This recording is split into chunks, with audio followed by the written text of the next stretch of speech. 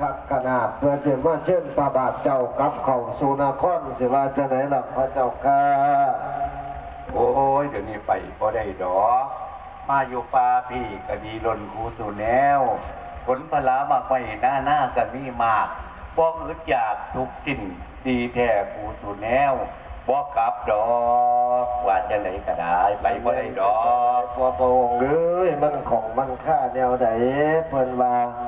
ตัวสองกล่องงากรรมตัวสามกล่องงามีตัวสี่กล่องงาว่าตัวห้ากล่องงาโบกตัวหกกล่องงาเต้องค์พระเจ้าข้าสิซอยเก้ให้กล้วยนั้นเดือนสิบ่ได้เนี่ยบ่มื้อนี้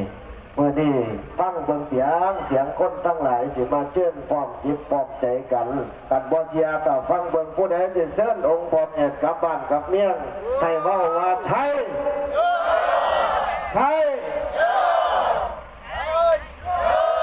เป็นจังได๋พระเจ้าข้าว่าคนนี้ผู้ข่านี่คันในไรมาแล้วออกจากบ้านจากเมืองมาแล้วกับหวังที่เขาขึ้นคงสู่นครดอกเพียงตากันสมมายกขึ้นเพียงเชียว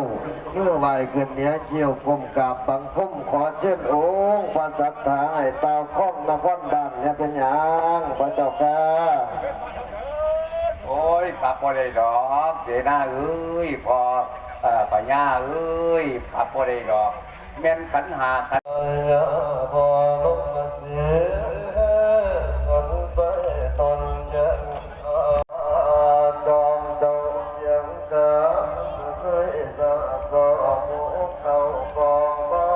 สิเนโนลาไปวันจะบุทัวถอยสา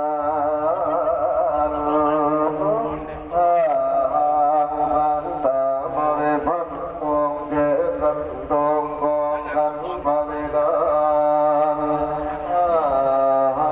รเขาจางกาวันกาวากาเจ้งก็ตกยังหน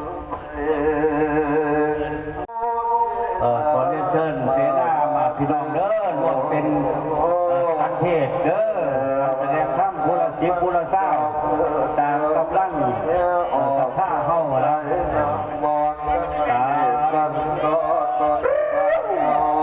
เชิญเด้อพระเวทเอ้ยบุญสุดดังก็โมกเขาปอบปอกับกันเป็นสินดาเจตากำลังศรัทธาเด้อยัง